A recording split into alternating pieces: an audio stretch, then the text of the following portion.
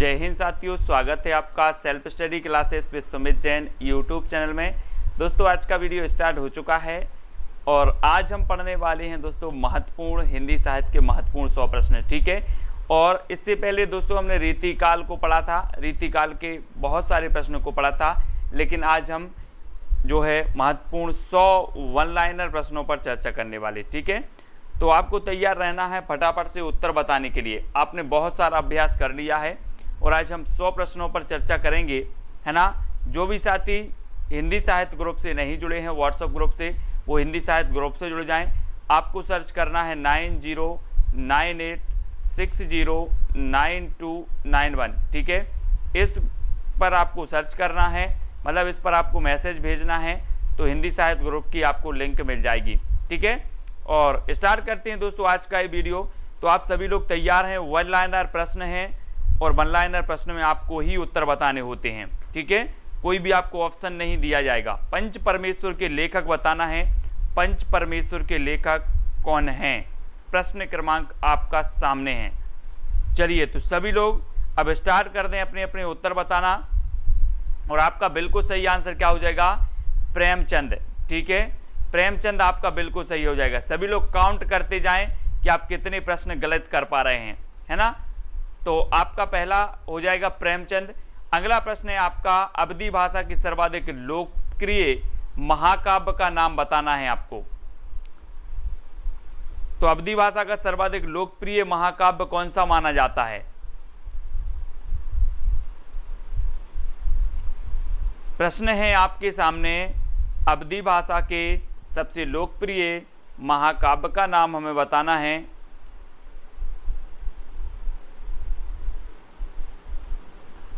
तब आपका बिल्कुल सही आंसर होगा रामचरितमानस।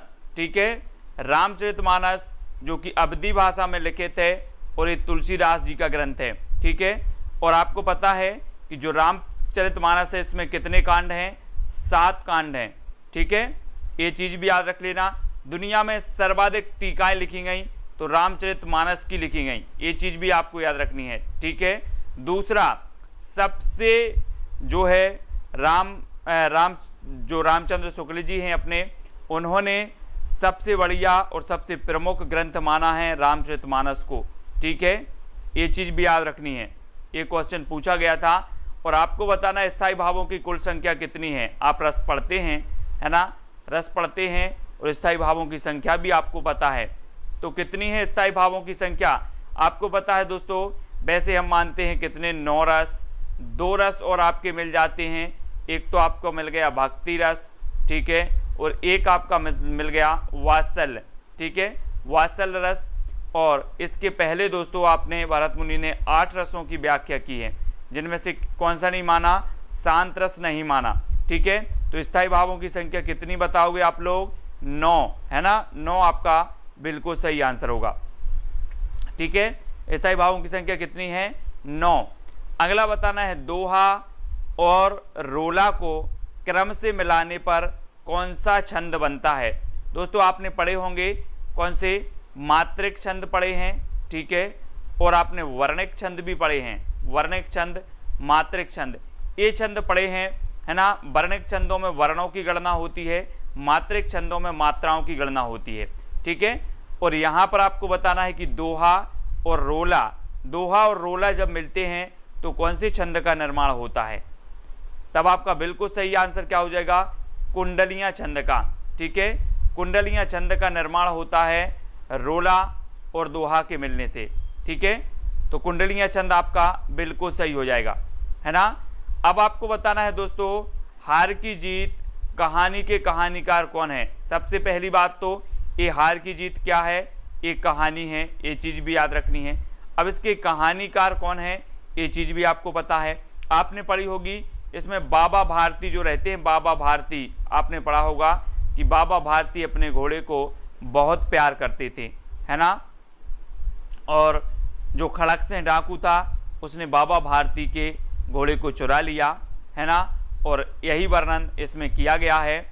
और बाबा भारती ने खड़क से डाकू से कहा था कि ये किसी को नहीं बताना कि मैंने ये घोड़ा चुराया है ना, एक अपाहिज के बेस के रूप में, क्यों नहीं तो लोग क्या नहीं करेंगे, अपाहिज की मदद नहीं करेंगे, अपाहिजों पर विश्वास नहीं करेंगे। ठीक है, तो ये हार की जीत है किसकी? सुदर्शन की, सुदर्शन की है, ये तो सभी लोगों को पता है। अगला है कामता प्रसाद गुरु का हिंदी व्याकरण विषयक ग्रंथ जो नागरी प्रचारणी सभा काशी से प्रकाशित हुआ था, उसका नाम क्या था? कामता प्रसाद गुरु का बताना है हिंदी व्याकरण विषयक ग्रंथ कौन सा है जो नागरी प्रचारणी सभा काशी द्वारा प्रकाशित हुआ था। तो वो ग्रंथ कौन सा है राकेश जी? प्रश्न क्रमांक 8 का उत्तर।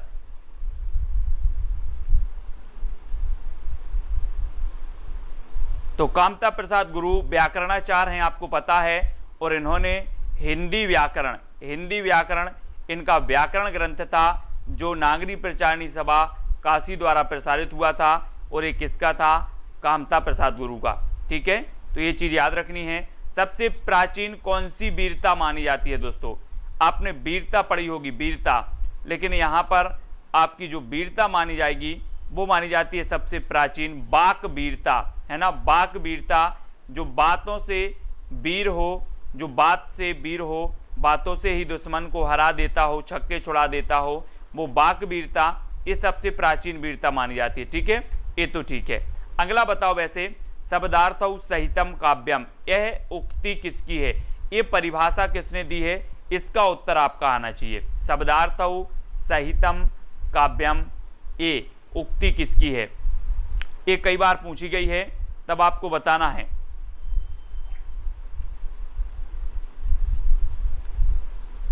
आंसर क्या हो जाएगा? और सुबह 8 बजे, रात्रि 8 बजे वाली हिंदी की क्लास आपकी हिंदी व्याकरण की यथावत चालू हो गई है। ठीक है, तो हिंदी व्याकरण की क्लास में सभी लोग 8 बजे आ सकते हैं। ठीक है, और शब्दार्थौ सहतौ काव्यम दोस्तों ये किसकी है? भामह की है। ठीक है, और मैंने आपको याद करवाया था कि जो अलंकार संप्रदाय के प्रवर्तक माने जाते हैं वो माने जाते हैं भामह, है ना। कौन माने जाते हैं? भामह माने जाते हैं। तो याद रख लेना, शब्दार्थौ सहितौ काव्यम, इसकी जो उक्ति है वो भामह की है ना, इसको याद रखेंगे। अशोक के फूल जो निबंध संग्रह है, सबसे पहली बात तो आपको याद रख लेना है कि ये निबंध संग्रह है और इसके रचनाकार कौन है? अशोक के फूल के रचनाकार बताना है दोस्तों। मैंने आपको कई बार याद करवाया है। कैसे याद करवाया है? कि जो फूल हैं किसी भी वृक्ष में हो, फूल, एक फूल नहीं फूलता वृक्ष, एक फूल नहीं फूलता वृक्ष, कितने फूल फूलते हैं? हजारों फूल फूलता है। तो अशोक के फूल भी कितने फूलेंगे, है ना, बता देंगे राकेश जी आपको, शिक्षण विधियों की पुस्तक। ठीक है, आपको बताना अशोक के फूल कितने फूलेंगे? हजारों। तो अशोक के फूल के रचनाकार कौन होंगे?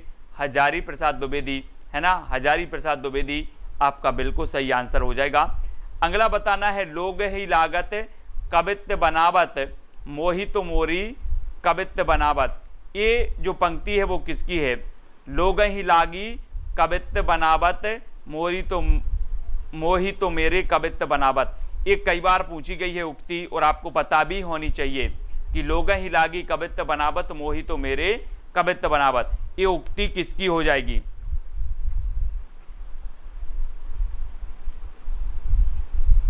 तो दोस्तों आपने नाम सुना होगा किसका? घनानंद जी का। ठीक है, घनानंद जी का नाम सुना है। घनानंद जी ने कहा था कि लोग ही लागी कवित्व बनावत मोही तो मेरी कवित्व बनावत। अब घनानंद की जब भी बात आती है तो घनानंद का आपको पता ही है कि इनकी जो प्रेमिका थी वो कौन थी? सुजान थी, है ना, प्रेमिका सुजान। कभी कभी पूछा जाता है कि जो इनके काव्य की प्रेरणा स्रोत रही वो कौन रही? तो सुजान रही, है ना, घनानंद जी की, कोई नहीं भूलता। अब आपको बताना है दोस्तों, अगला आपका क्वेश्चन है कि जब जब होए धर्म की हानि बाढ़ही असुर अधम अभिमानी, ये पंक्ति जो है ये कहाँ से ली गई है? इस पंक्ति के रचयिता कौन है? पंक्ति के रचयिता बताना है कौन है, तब आपका राइट आंसर क्या होगा? जब जब होए धर्म की हानि बाढ़ही असुर अधम अभिमानी, प्रश्न क्रमांक 13 का आंसर आपको बताना है। बताया है सभी लोगों ने कि ये पंक्ति जो है तुलसीदास जी की है ना, अधिकांश लोगों ने बिल्कुल सही बताया। हाँ बिल्कुल आती है पंक्ति, हिंदी की मूल उत्पत्ति किससे हुई है दोस्तों? हिंदी की मूल उत्पत्ति बतानी है, किससे मानी जाती पे? हिंदी की मूल उत्पत्ति किससे मानी जाती है? तो आपको पता है वैदिक संस्कृत से। कौन सी संस्कृत से? वैदिक संस्कृत से हिंदी की मूल उत्पत्ति मानी जाती है। तो वैदिक संस्कृत याद रख लेना, ठीक है, वैदिक संस्कृत से मानी जाती है। और आत्मनिर्भरता निबंध के लेख रचनाकार कौन है? आत्मनिर्भरता निबंध के रचनाकार बताना है, कौन है?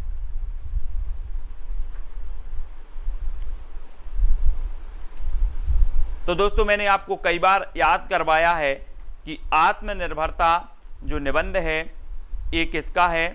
तो ये है दोस्तों बालकृष्ण भट्ट साहब का, है ना।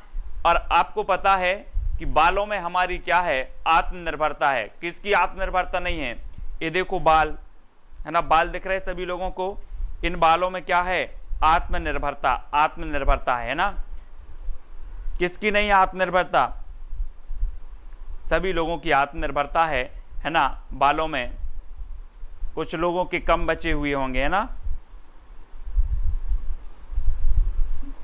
तो ये बालों में आत्मनिर्भरता बनानी है सभी लोगों को, यानी कि बालकृष्ण भट्ट। बालकृष्ण भट्ट याद रख लेना। ठेले पर हिमालय, ठेले पर हिमालय किसकी रचना है? ऐसा तो नहीं बोलते आप कि मेरे पास बाल नहीं है यार, आज के लिए बाल दे दो उधार, ऐसा तो नहीं बोलते, कोई नहीं बोलते, है ना। तो ठेले पर हिमालय बताना है किसकी रचना है ये?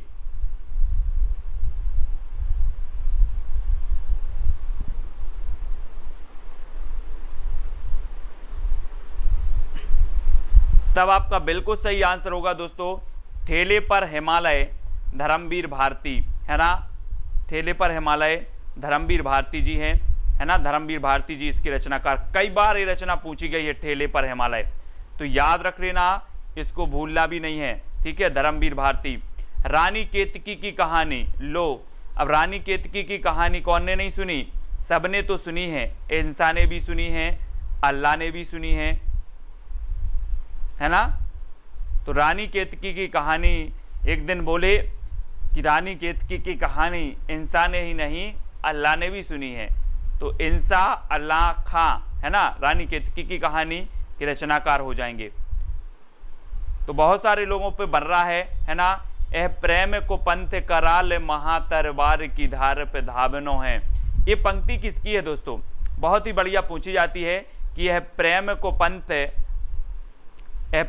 पंथ कराल महातरवार की धार पे धावनो है। इसकी पंक्ति बताना है। जो भी बीच में क्वेश्चन पूछ रहे हैं वो कृपया वीडियो के लास्ट में क्वेश्चन पूछें। कोई भी प्रकार से जो भी आपकी प्रॉब्लम है वो सारे क्वेश्चन के आंसर दिए जाएंगे। बीच में अगर आप पूछते हैं तो अपनी जो क्या होती धारा प्रवाह होती है पढ़ाने की, उसमें डिस्टर्ब होता है, ठीक है। तो बीच में क्वेश्चन ना पूछें प्लीज। लास्ट में अपन वीडियो के लास्ट में सब प्रश्नों पर चर्चा करेंगे, जो भी आपकी समस्या होगी उस पर चर्चा करेंगे, ठीक है। ए प्रेम को पंथ कराल महातरवार की धार पे धावनो है, ये बताना है। तो ये जो है दोस्तों ये बोधा कवि की है। किसकी है? बोधा कवि की। तो हम पढ़ते हैं ना, इनकी एक रचना अपन ने पढ़ी थी, कौन सी पढ़ी थी? इश्क नामा। कौन सी पढ़ ली थी? इश्क नामा। जबकि अपन ने इश्क लता पढ़ी थी। इश्क लता पढ़ी थी तो किसकी पढ़ी थी? इश्क लता। इश्क लता अपन ने घनानंद जी की पढ़ी थी, और इश्क नामा पढ़ी थी किसकी? बोधा कवि की, है ना। और इनकी जो कौन थी प्रेमिका थी, उनका नाम क्या था? सुभान था। घनानंद की प्रेमिका का नाम सुजान था, बोधा की प्रेमिका का नाम सुभान था, है ना। इश्क नामा इनकी रचना है। और इन्होंने कहा था कि यह प्रेम को पंथ कराल महा तरबार की धार पे धावनो है। तो ये बोधा कवि की पंक्ति हो जाएगी। हिंदी में भाषा में वचन कितने होते हैं दोस्तों? हिंदी भाषा में वचन बताना है, वचन, है ना। अब वो नहीं बोल देना सर कि जब भावर पढ़ते हैं वो वाले वचन, वो तो बहुत सारे वचन होते हैं, है ना। कितने होते वचन? ये वाले वचन बताना, हिंदी व्याकरण वाले। तो ये वचन बताना है। और वचन दो, हम बोलते ना कि वचन दो मुझे कि आप ऐसा करोगे, वचन दो, ठीक है, वचन दो। और कुछ लोग बोलते हैं वचन दो, वचन दो मत मारो, वचन दो, है ना। वचन दो तो दो होते हैं, तो दो, ठीक है, दो। भारत मित्र पत्र जो कलकत्ता से सन 1934 में प्रकाशित हुआ था भारत मित्र। इसके संपादक कौन थे दोस्तों? 20 का उत्तर बताना है। हम कई बार पढ़े हैं कि जो अपना हिंदी का प्रथम समाचार पत्र था वो उदंत मार्तंड था। इसका प्रकाशन हुआ था दोस्तों, कब हुआ था? 1826 में, है ना। 1826 में इसका प्रकाशन हुआ उदंत मार्तंड का, और इसके जो संपादक थे वो जुगल किशोर थे, लेकिन भारत मित्र के जो संपादक थे वो रुद्रदत्त थे। ठीक है, रुद्रदत्त शर्मा थे। 1934 में प्रकाशित हुआ था कलकत्ता से। मैंने आपको पढ़ाए थे दोस्तों, क्या पढ़ाए थे? अपने पूरी पत्र पत्रिकाएं याद भी करवाई कि सबसे पहले 1826 में आपका उदंत मार्तंड आया, फिर 1829 में आपकी बंगदूत आई। ठीक है, बंगदूत पत्रिका। फिर दोस्तों हमने पढ़ा था कि 1845 में कौन सा आया था? शायद प्रजामित्र। फिर 1854 में आपका समाचार सुधावर्षण आया था। ठीक है, ये पंक्तियां, ये समाचार पत्र जो होते हैं वो आपसे पूछे जाते हैं, है ना, तो इनको आपको याद रख लेना। और 1834 में भारत मित्र आया था, है ना। तो ये समाचार पत्र पत्रिकाओं वाला वीडियो तो मैंने आप तक प्रेषित किया है, वो जरूर आपको देखना है ना। ज्ञानपीठ पुरस्कार किस क्षेत्र में श्रेष्ठ कार्य के लिए दिया जाता है दोस्तों? ज्ञानपीठ पुरस्कार मैंने आपको कई बार बताया है कि जो ज्ञानपीठ पुरस्कार है ये दोस्तों केवल 4 रचनाओं के लिए मिला, हिंदी की केवल 4 रचनाओं के लिए।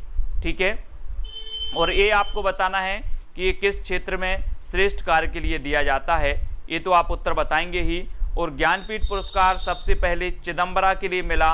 किसे? चिदम्बरा के लिए मिल गया सुमित्रानंदन पंत जी को। ठीक है, कब? 1968 में, है ना। फिर 1972 में मिला दोस्तों उर्वशी के लिए। फिर 1978 में मिल गया अज्ञे साहब के लिए, और 1982 में मिला किसे? महादेवी वर्मा जी के लिए, है ना। तो ये 4 ज्ञानपीठ पुरस्कार या 4 रचनाओं के लिए ज्ञानपीठ पुरस्कार मिलाएं, और ये साहित्य के क्षेत्र में दिया जाता है, ये सभी लोगों को पता है। ठीक है, साहित्य के क्षेत्र में। तो ज्ञानपीठ पुरस्कार की भी मैंने ट्रिक बताई है, वो भी आपकी आएगी। आकाशदीप कहानी के लेखक कौन है? सबसे पहली बात तो ये आकाशदीप क्या है? कहानी है, कहानी, है ना। तो अब आपको बताना है आकाशदीप। और ये जो आपको पता होगी दोस्तों कि जो छायावाद के प्रवर्तक माने जाते हैं, छायावाद के प्रवर्तक कौन माने जाते हैं? जयशंकर प्रसाद जी माने जाते हैं। और ईलाचंद्र जोशी ने जोश में आकर क्या कर दिया? इन्हें, जयशंकर प्रसाद को छायावाद का प्रवर्तक बता दिया।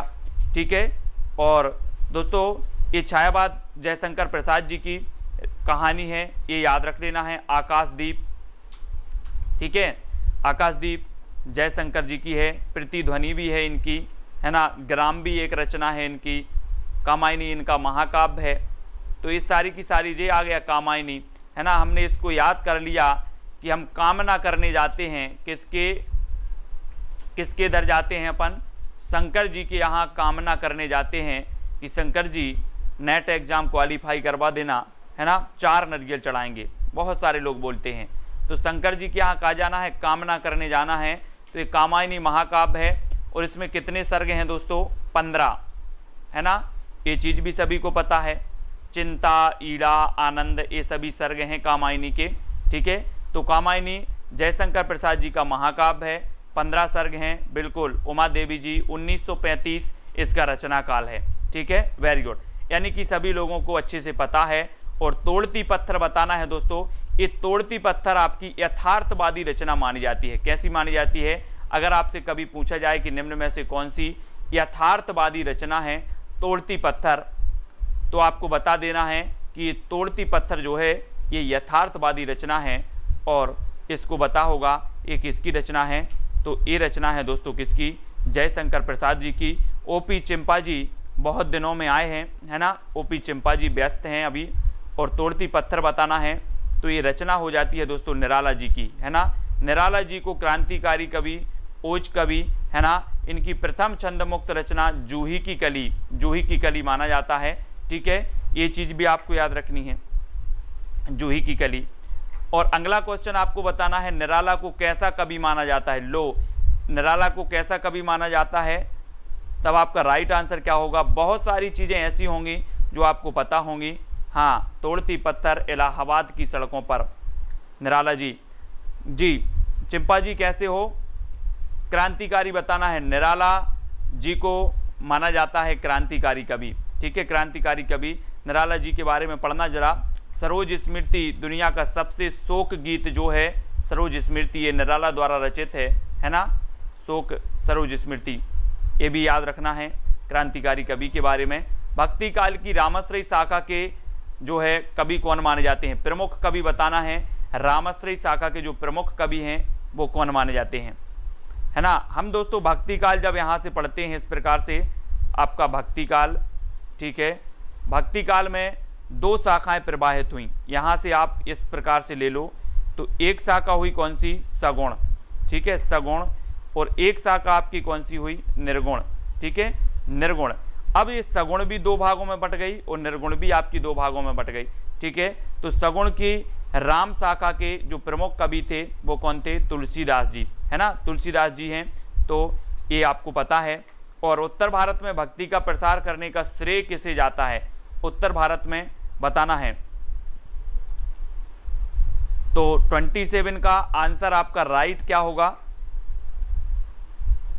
और उत्तर भारत, है ना, उत्तर भारत के जो माने जाते हैं, हम पढ़ते हैं ना कि भक्ति द्रविण उपजी लाए रामानंद, तो ये रामानंद द्वारा लाई गई उत्तर भारत में भक्ति का प्रसार किया गया। और रामानंद जी के जो शिष्य थे वो कितने थे दोस्तों, मैंने आपको बताया था कि हिंदी साहित्य में 12 का आंकड़ा चलता है, 12 का, यानी कि रामानंद के शिष्य कितने थे, 12, ठीक है। साकेत जो महाकाव्य है महर्षि गुप्त जी का, इसमें भी कितने हैं, 12 सर्ग हैं। आलवार भक्तों की संख्या भी कितनी है, 12 है, ठीक है। ये 12 का जो आंकड़ा मैंने आपको बताया था इसको हम याद करवाएंगे एक आध दिन, ठीक है। 12 हैं, बोले सर आलवार भक्तों की संख्या 12, साकेत में सर्ग 12, रामानंद के शिष्य 12, ठीक है। तो 12 बार आ रहा है, ये चक्कर क्या है दोस्तों 12 का। निम्नलिखित में से कौन सी भाषाएं हाल ही में प्राचीन भाषाएं घोषित की गई, तो ये प्राचीन भाषा घोषित की गई दोस्तों, तो ये तो कन्नड़ एवं तेलुगु हैं, ठीक है, ये कन्नड़ तेलुगु हैं, कोई बात नहीं। यह काम मैं आप कर लूंगा, पंक्तियों में आप बताना है दोस्तों, आप क्या है, आप क्या है, आप, यह काम मैं आप कर लूंगा, ये पंक्ति व्याकरण से पूछी गई और इस पंक्तियों में आप आपका क्या हो जाएगा, आप कर लूंगा।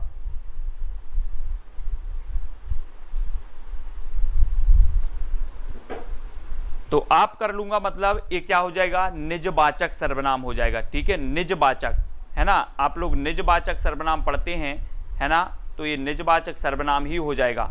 6 प्रकार के आपने सर्वनाम पढ़े होंगे, है ना, और उनके भी भेद पढ़े होंगे, और ये सर्वनाम भी निजवाचक सर्वनाम आपका हो जाएगा। हिंदी साहित्य का 9वां रस कौन सा है दोस्तों, आपने पढ़े 8 रस, 8 रस कौन से पढ़े, भरत मुनि ने माने 8 रस, ठीक है। यहाँ से प्रक्रिया शुरू हुई, अब इस प्रक्रिया को अपन फिर से आगे बढ़ाएं, तो जो 9वां रस आपका माना जाएगा वो कौन सा माना जाएगा, 9वां रस।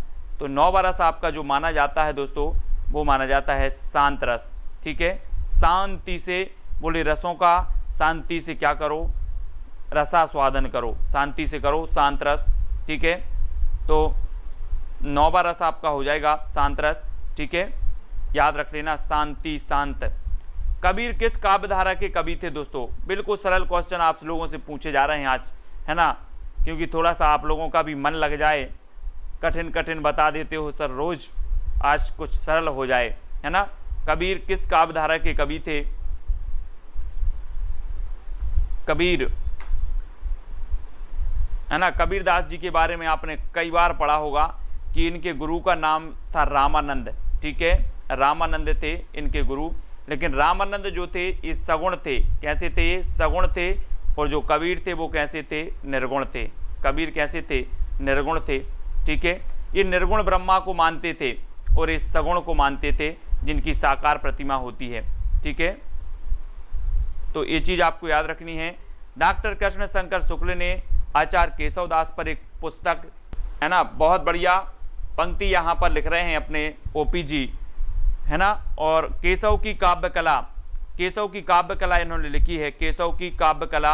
और दोस्तों ओपी जी ने बहुत बढ़िया नोट्स बना लिए हैं, अपने ट्रिकी नोट्स बनाए हैं ओपी जी ने, उनकी एक आध दिन अपन क्या करते हैं, उनका रजिस्टर लेके आएंगे, क्या लेके आएंगे, रजिस्टर, उनके नोट्स उठा करके लेकर आएंगे और अपन लोग सब पढ़ेंगे किसके, ओपीजी के। ठीक है, उन्होंने बहुत बढ़िया तरीके से ट्रिक भी बनाई है। व्याकरण की दृष्टि से प्रेम शब्द क्या है, प्रेम, व्याकरण की दृष्टि से बताना है कि जो प्रेम शब्द है वो क्या है ना। तो आपने संज्ञा पढ़ी है दोस्तों, संज्ञा पढ़ी है सभी लोगों ने। संज्ञा कितने प्रकार की होती है, संज्ञा होती है 5 प्रकार की। ठीक है, आप पढ़ लेते हो, जातिवाचक है ना, व्यक्तिवाचक, भाववाचक, इस प्रकार से आपकी 5 प्रकार की संज्ञा होती हैं। और यहाँ पर जो प्रेम है दोस्तों, प्रेम का एक क्या होता है, भाव होता है ना, जो सभी के पास होता है। सभी लोगों को क्या करना है, अपने प्रेम रूपी भाव को शेयर करते रहना है, अपने पास नहीं रखना है। ठीक है, तो ये चीज याद रखेंगे। चौपाई के चारों चरणों में कितनी मात्राएं होती हैं, चौपाई के चारों चरणों में, चौपाई पढ़ते हैं अपन, चौपाई, अब देखना चौपाई या चारपाई, चारपाई होती ना अपन जैसे खटिया बोलते, खटिया बोले चारपाई लेके आओ, चारपाई बिछा दी, उसमें 4 पाया होते हैं। अब 4 पाया को स्क्वायर कर दो, मतलब वो हो जाती हैं 16, है ना। तो 4 को स्क्वायर किया तो हो जाएगा कितना, 16। तो ये चौपाई को स्क्वायर कर दिया, मतलब अपनी जो मात्राएं होंगी चारों चरणों में वो कितनी होंगी, 16। ठीक है, 4 का वर्ग निकाल लो, 16 हो जाएंगी चौपाई। हिंदी का पहला दैनिक समाचार पत्र कौन सा था दोस्तों, मैंने अभी आपको समाचार पत्र बताए थे कि हिंदी का जो साप्ताहिक समाचार पत्र था, हिंदी का प्रथम साप्ताहिक कौन सा था, उदंत मार्तंड। ठीक है, हिंदी का दैनिक कौन सा था, दैनिक भी आपको याद रखना है, दैनिक आपका था दोस्तों समाचार सुधावर्षण। ठीक है, कौन सा था, समाचार सुधावर्षण, ये दैनिक था 1954 में। ठीक है, और ये 1826 में आपका हिंदी का प्रथम साप्ताहिक समाचार पत्र या हिंदी का प्रथम समाचार पत्र था, है ना, उदंत मार्तंड। और यहाँ पर दैनिक पूछा गया है तो आपका कौन सा था, समाचार सुधावर्षण, है ना। दारसू जी, उदंत मार्तंड ये हिंदी का पहला दैनिक समाचार पत्र नहीं था। जो भी कंफ्यूजन है, बहुत सारे लोग, उनका कंफ्यूजन दूर होना चाहिए।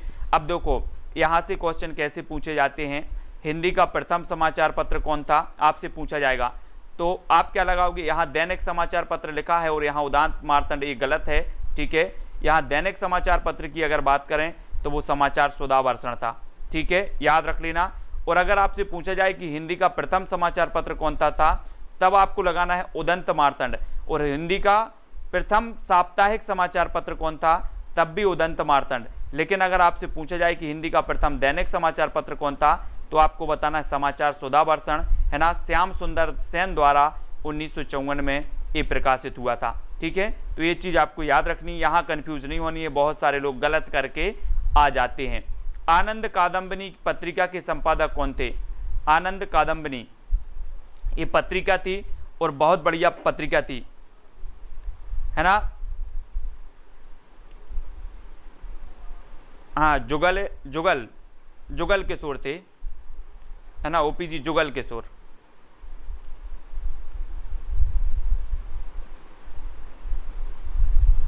तो चौधरी बद्री नारायण प्रेमघन, मैंने आपको याद भी करवाया था। कैसे याद करवाया था कि दोस्तों अगर प्रेम के घन छा जाएं, प्रेम के घन छा जाएं तो क्या आ जाता है, आनंद आ जाता है। और किस किस को नहीं आता आनंद, जब प्रेम के घन छा जाते हैं तो आनंद आ जाता है। तो आनंद कादम्बिनी के रचयिता कौन होंगे, प्रेमघन होंगे कि शत्रुघ्न होंगे, प्रेमघन होंगे ना, प्रेमघन यानी कि बद्री नारायण चौधरी प्रेमघन, है ना, इनको याद रखेंगे। और ये भारतेंदु मंडल के कवि थे बद्री नारायण चौधरी प्रेमघन। ठीक है, और इनकी रचना है आनंद कादम्बिनी। धातु सेन प्रसाद के किस नाटक का पात्र है, बहुत बढ़िया है, पात्र भी यहाँ से पूछ लिया गया है दोस्तों आपका। धातु सेन प्रसाद के किस नाटक का पात्र है, बहुत सारे नाटक इन्होंने लिखे हैं। इनका ऐतिहासिक नाटक माना जाता है दोस्तों राजश्री, कौन सा माना जाता है, राजश्री इनका ऐतिहासिक नाटक है। और दोस्तों सज्जन इनका प्रथम नाटक माना जाता है, ठीक है, सज्जन। लेकिन ऐतिहासिक जब पूछा जाता है तो राजश्री लगा देना, ठीक है, और प्रथम पूछा जाता है तो सज्जन लगा देना। और धातुसेन बताना हो कि धातुसेन किसका पात्र है तो स्कंदगुप्त लगा देना, ठीक है, स्कंदगुप्त, है ना, स्कंदगुप्त इनका नाटक है। चंद्रगुप्त भी इनका नाटक है, ध्रुव सोमनी भी इनका नाटक है। तो इनको याद रखेंगे प्रसाद जी के, ठीक है, इनको याद रखेंगे। निम्नलिखित शब्दों में से किसमें व्यंजन संधि है? अब व्यंजन संधि बताना है दोस्तों। अब निम्नलिखित, यहाँ पर कोई निम्नलिखित है ही नहीं और यहाँ पर दे दिया निम्नलिखित, है ना। आप बोलोगे सर क्या मजाक चल रही है, निम्नलिखित है ही नहीं, तो सत्कार बोल देते, सत्कार, है ना। सत्कार में क्या है करेंगे हम, व्यंजन लेकर आएंगे। सत्कार कैसे करोगे, सूखा सूखा सत्कार करोगे क्या, है ना। बहुत सारे व्यंजन ला के आना है और सत्कार करना है, तो सत्कार में व्यंजन संधि लगा देना। ट्रिक निकल आती है अपनी हिंदी साहित्य वाली ट्रिक, संधि में भी लगा दिया। अब संधि का वीडियो किस किसने नहीं देखा? संधि मैंने दोस्तों आपको स्वर संधि, व्यंजन संधि और विसर्ग संधि तीनों की बहुत बढ़िया ट्रिक निकाली है। एक नंबर संधि का वीडियो सभी को देखना है और ट्रिक पढ़ना है। फिर बताना है रसिक प्रिया के रचनाकार कौन है, रसिक प्रिया। और 40 का आंसर, है ना। रसिक प्रिया, कवि प्रिया, ये जो रचनाएं मानी जाती हैं किसकी मानी जाती हैं? हाँ, केशवदास, केशवदास की मानी जाती हैं। रसिक प्रिया, है ना, कवि प्रिया, रामचंद्रिका, विज्ञान गीता, इस सारी की सारी रचनाएं हैं केशवदास जी की। कठिन काव्य का प्रेत नहीं कहा जाता है ना, तो इस प्रकार से केशवदास। अर्धस्वर कौन सा है दोस्तों? अर्धस्वर, अर्धस्वर माना जाता है। अर्धस्वर कौन सा माना जाता है? या और वा वा, ठीक है, ये अर्धस्वर माने जाते हैं, ठीक है, या और वा।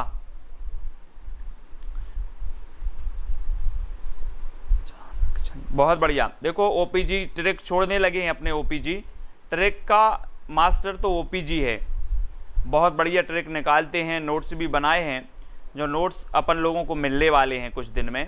भरत मुनि ने अपभ्रंश को क्या नाम दिया था? अपभ्रंश को, अपभ्रंश को जो नाम दिया था भरत मुनि ने, वो क्या नाम दिया था, है ना। ये भरत मुनि, इन्होंने कहा अपभ्रंश को अशुद्ध भाषा। जी हाँ दोस्तों, आपको पता है अपभ्रंश को कहा जाता है बिगड़ी हुई भाषा, बिगड़ी हुई भाषा, है ना। और बिगड़ी हुई भाषा को भरत मुनि ने कह दिया अशुद्ध भाषा, इन्होंने अशुद्ध भाषा कह दिया।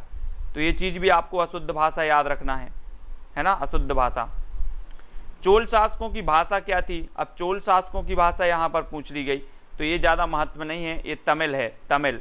आपको बताना है जन्मेजय का नाग यज्ञ ये किसकी रचना है? बहुत ही बढ़िया रचना है, पूछी जाती है कई बार। जन्मेजय का नाग यज्ञ, ये बताना है आप लोगों को।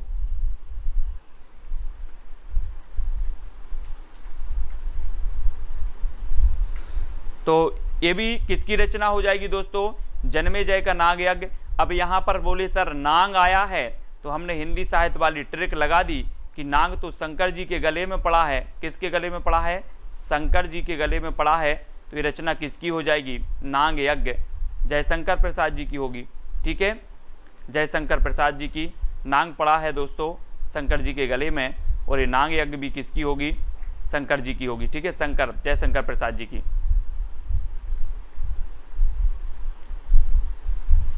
दोस्तों एक बहुत ही बढ़िया यहाँ पर दिया है कि छायावादी कवियों ने जब आध्यात्मिक प्रेम को अपनी कविताओं में व्यक्त किया, आध्यात्मिक प्रेम को जब अपनी कविताओं में व्यक्त किया छायावादी कविताओं साहित्यकारों ने, तो ये कविताओं को किस वाद के अंतर्गत रखा गया? तो वो वाद था दोस्तों रहस्यवाद। कौन सा वाद था? रहस्यवाद था, है ना। ये चीज याद रखनी है कि जो छायावादी कवि थे, इन्होंने आध्यात्मिक प्रेम को अपनी कविताओं में प्रदर्शित किया, तो इन कविताओं को रहस्यवाद के अंतर्गत रखा गया, रहस्यवाद, ठीक है। तो रहस्यवाद आपका बिल्कुल सही होगा। काव्य क्षेत्र में प्रबंध शिरोमणि की उपाधि किसे दी गई? बहुत ही बढ़िया प्रश्न है। प्रबंध शिरोमणि बताना है, प्रबंध शिरोमणि की उपाधि किसे दी गई? 46 का आंसर,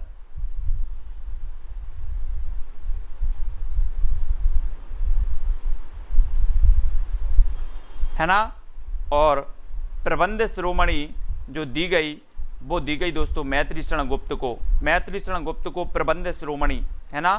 मैथिली शरण गुप्त का उपनाम दद्दा भी है, दद्दा, इन्हें दद्दा कहते थे दोस्तों, दद्दा, है ना। मधुप कहा जाता था इन्हें, मधुप उपनाम से भी ये लिखते थे, है ना। और ये क्या करते थे दोस्तों? इन्हें राष्ट्र कवि भी कहा गया मैथिली शरण गुप्त को।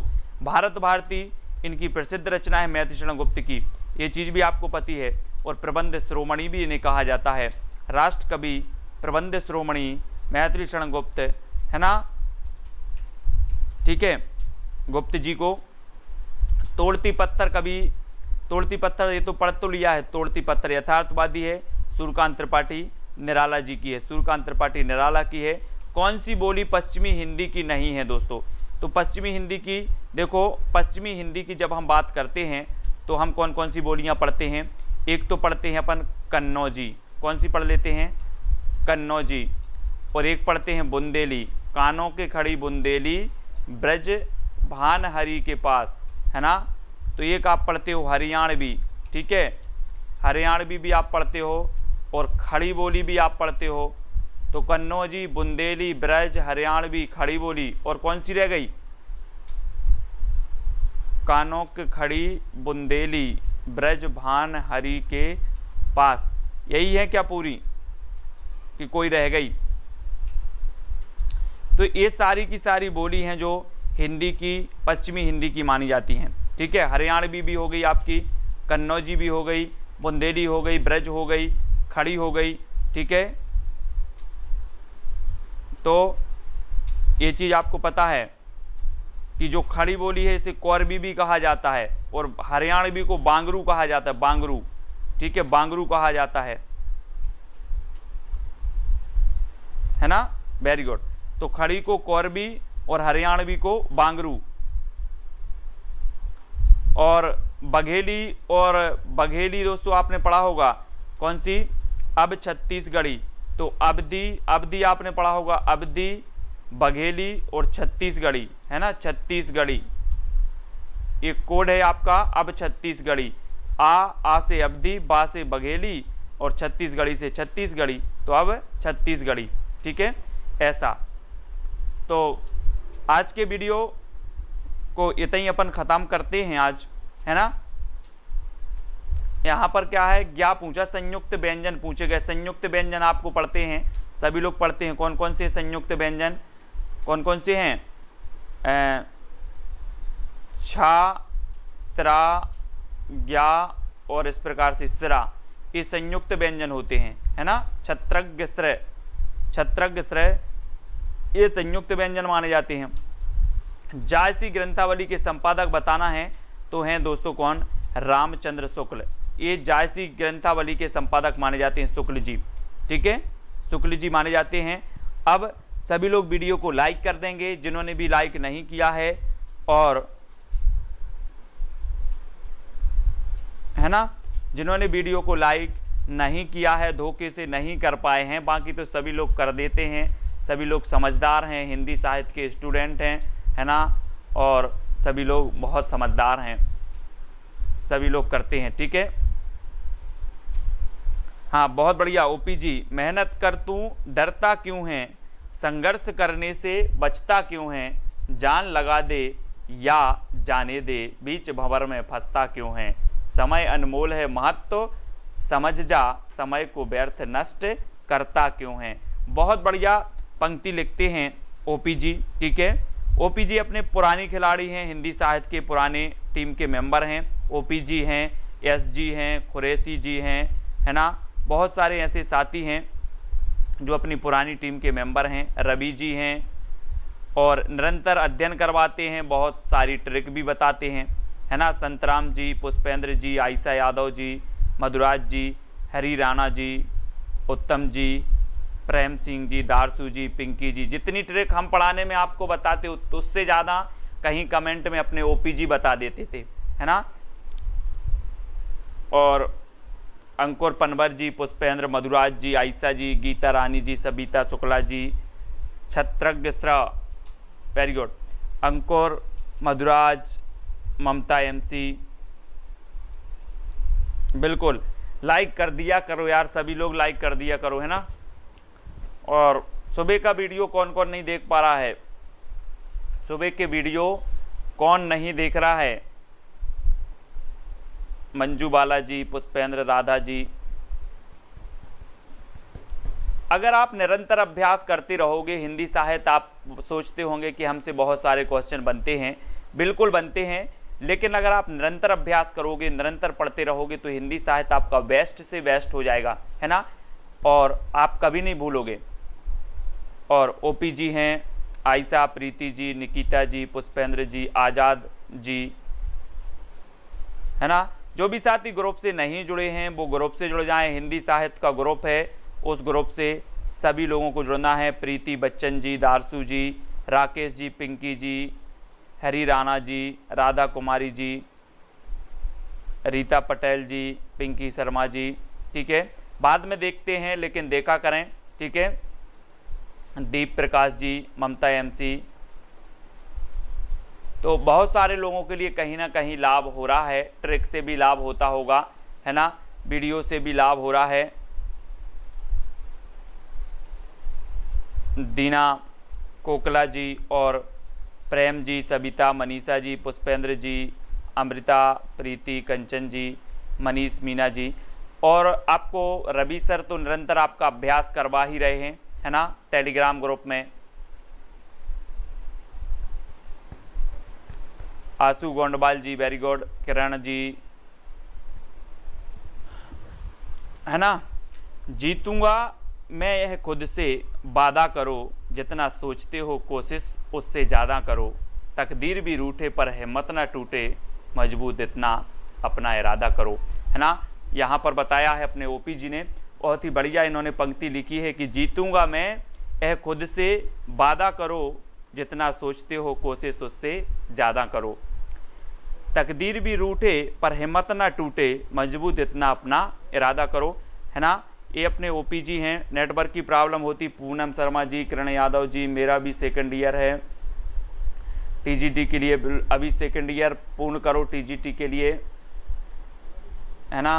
और मंजू जी बाद में देखते, बिल्कुल बाद में देख लिया करो। सुबह की क्लास, सुबह की क्लास का समय उत्तम जी, है ना, उत्तम जी आप जेल प्रहरी से संबंधित हो तो आपका सुबह 11 बजे होती है, ये तो हिंदी साहित्य की है। सबिता शुक्ला, है ना, दीप जी, और आपकी हिंदी की जो क्लास है दोस्तों, हिंदी व्याकरण जो अपन पढ़ते हैं, दीप प्रकाश जी हिंदी व्याकरण, वो 8 बजे आपकी यथावत क्लास फिर से चालू हो गई है, तो हिंदी व्याकरण भी आपको पढ़ना है, ठीक है। प्रातःकाल की समय है 9:30 पर, 9:30 सुबह होती है आपकी, ट्रिकी वीडियो आता है ना, सुबह 9:30 बजे, तो सुबह 9:30 बजे ट्रिकी वीडियो पर जरूर आया करें। और सुबह रात्रि 8 बजे आपकी हिंदी व्याकरण फिर से स्टार्ट है, हिंदी व्याकरण, ठीक है। तो हिंदी व्याकरण भी आप लोगों को देख लेनी है। निकिता जी, रीता जी, हरी राणा, आयशा, सबिता जी, परवेज, मंजूवाला, सभी को धन्यवाद दोस्तों।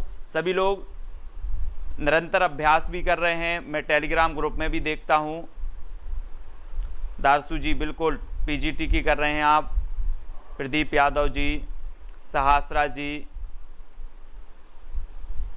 किरण यादव जी,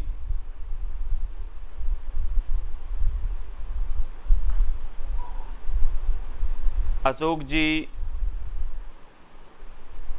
बहुत बढ़िया। साहित्य अकादमी पुरस्कार याद हो गए अशोक जी को, बहुत बढ़िया।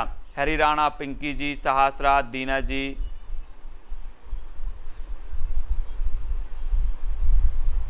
वेरी गुड, है ना। अब निकल जाएगा दीपा, दीना कोकला जी, रोशनी, दारसू, वैभव जी, किरण जी, ओपी जी। 2 वीडियो आ रहे हैं ओपी जी, सुबह 9:30 बजे और रात्रि 9 बजे, है ना, हिंदी साहित्य के।